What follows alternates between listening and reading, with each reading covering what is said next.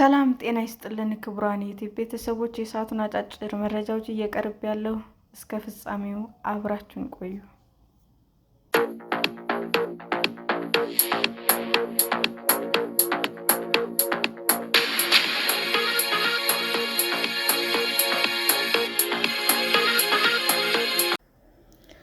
ትራምፕ ግብጽና ኢትዮጵያን በህዳሴ ግድቡ ዙሪያ ዳግም ለማደራደር በደብዳቤ ጻፉ። የአሜሪካው ፕሬዝዳንት ዶናልድ ትራምፕ ግብጽን ከኢትዮጵያ ጋር በህዳሴ ግድብ ዙሪያ የገባችበትን ውዝግብ ለመፍታት ዳግም ለመደራደር ፍላጎት እንዳላቸው ገለጹ።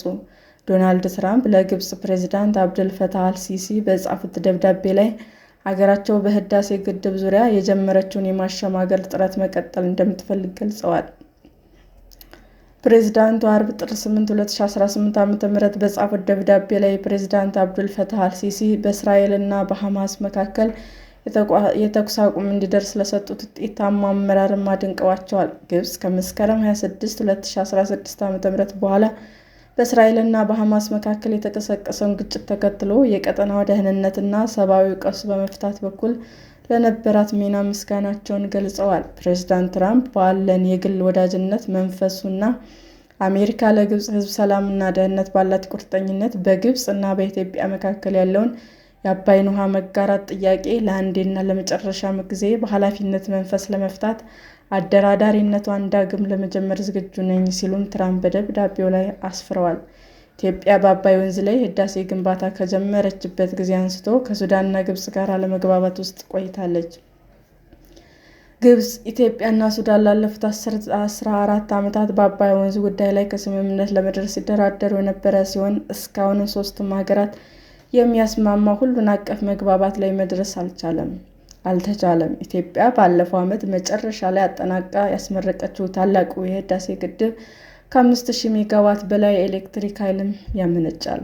ትራምፕ በመጀመሪያው ስልጣን ዘመናቸው በህዳሴ ግድብ ዙሪያ ሦስቱን ሀገራት ማደራደር ጀምረው ተከታታይ ውይይት የተደረገ ቢሆንም በወሳኝ ነጥቦች ላይ ከስምምነት ሳይደርሱ መቅረቱ ይታወሳል። ግብጽና ሱዳን በተደጋጋሚ በአባይ ወንዝ ላይ ኢትዮጵያ የገነባችው ታላቁ ህዳሴ ግድብ በምስራቅ የናይል ተፋሰስ ሀገራት ላይ ዘላቂ ስጋት ደቅኗል ሲሉም ይናገራሉ። ፕሬዝዳንት ትራምፕ አሁን በጻፉት ደብዳቤ ላይ አገራቸው በህዳሴ ግድቡ ዙሪያ ለበርካታ ዓመታት አለመግባባት ውስጥ የቆዩት ሀገራትን ጉዳይ ለመፍታት ያላትን ፍላጎት በመግለጥ በዚህ ቀጠና የትኛውም ሀገር የአባይን ውድ ሀብት በተናጠል መቆጣጠር እና በሂደቱ ጎረቤቶች መበደል የለበትም ሲልም አስፍሯል። ትራምፕ በማህበራዊ ሚዲያ ገጻቸው ላይ ባጋሩት በዚህ ደብዳቤ ላይ ቡድኔና እኔ የአባይ ወንዝ ለግብጽ እና ለህዝቧ ያለውን ጥቅም እንረዳለን ብለዋል። ፕሬዝዳንት ትራምፕ በተደጋጋሚ ስምምነት የዓለም ጦርነቶች ማስቆማቸውና ከእነዚህ መካከል አንዱ በኢትዮጵያና በግብጽ መካከል ሊካሄድ የነበረው አንዱ መሆኑንም ይናገራሉ። ትራምፕ በደብዳቤያቸው ላይ ትክክለኛ በሆነ ቴክኒካዊ እውቀት፣ ፍትሐዊና ግልጽ ድርድር እንዲሁም አሜሪካ በሚኖራት ጥንካሬ የቁጥጥርና የማስተባበር ሚና ከሁሉም የአባይ ተፋሰስ ሀገራት ጋር ዘላቂ ስምምነት ላይ መድረስ እንደምትችል አምናለሁ ሲሉም ያላቸውን ተስፋ ገልጸዋል። አክለውም በድርቅና ለረጅም ጊዜ በተራዘመ ድርቅ ዓመታት ወቅት ለግብጽና ለሱዳን ሊገመት የሚችል ውሃ እንዲለቀቅ እንዲሁም ኢትዮጵያና ከፍተኛ መጠን ያለው ኤሌክትሪክ ኃይል እንድታመነጭ ያስችላል። የተወሰነውም ለግብጽና ለሱዳን ሊቀርብ ወይም ሊሸጥ ይችላል ብለዋል። የአሜሪካው ፕሬዝዳንት የህዳሴው ግድብ አለመግባባት ዘላቂ ከሆነ ቀጠናው መረጋጋት ጋር በተያያዘ ከፍተኛ ትኩረት የሚሰጡ ጉዳይ መሆኑን በደብዳቤያቸው ላይ ጠቅሰዋል። ለመካከለኛው ምስራቅና ለአፍሪካ ዘላቂ ሰላም ስሰራ በታላቁ የኢትዮጵያ ህዳሴ ግድብ ዙሪያ የተፈጠረውን አለመግባባት መፍታት ቁልፍ አጀንዳዬ ነው ብለዋል። ለፕሬዝዳንቱ አልሲሲ የተጻፈው ይህ ደብዳቤ ለኢትዮጵያ ፕሬዝዳንት ታዬ አጽቀ ሥላሴ፣ ለሱዳን አብደል ፈታህ አል-ቡርሃን እንዲሁም በቀጠናው ላይ ከፍተኛ ተጽዕኖ ላላቸው የሳዑዲ ልዑል ሞሐመድ ቢን ሰልማን እና የዩናይትድ አረብ ኤሚሬትስ ፕሬዝዳንት ሞሐመድ ቢን ዛይድ ተልኳል። አሜሪካ ሁለቱን ሀገራት ማደራደር መቼ እንደምትጀምር ደብዳቤው ላይ የተገለጸ ነገር የለም። ደብዳቤው በተመለከተ የግብጽም ሆነ የኢትዮጵያ መንግስት እስካሁን ድረስ ምንም ያሉት ነገር የለም። የአባይ ውሃን በተናጠል ስለመቆጣጠር እና በድርቅ ወቅት ከግድቡ ስለሚለቀቅ ውሃ በፕሬዝዳንት ደብዳቤ ላይ የሰፈረው ሀሳብ የግብጽን አቋም የሚደግፍ በመሆኑ ወደ ዋሽንግተን እንደሚሄዱ ሲጠበቅ የነበሩት ፕሬዝዳንት አል-ሲሲ የድርድር ጥሪውን በደስታ እንደሚቀበሉ ይጠበቃል።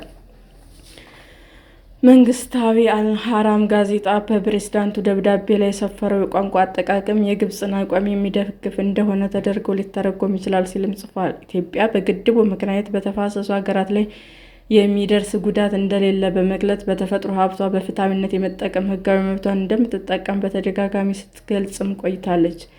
ግብፅ ግን በግድቡ የውሃ ይዘትና የሚለቀቅበት ሁኔታ ላይ ኢትዮጵያ አስገዳጅ ሕጋዊ ስምምነት እንድትፈርም ስትጠይቅ መቆየቷ ይታወቃል።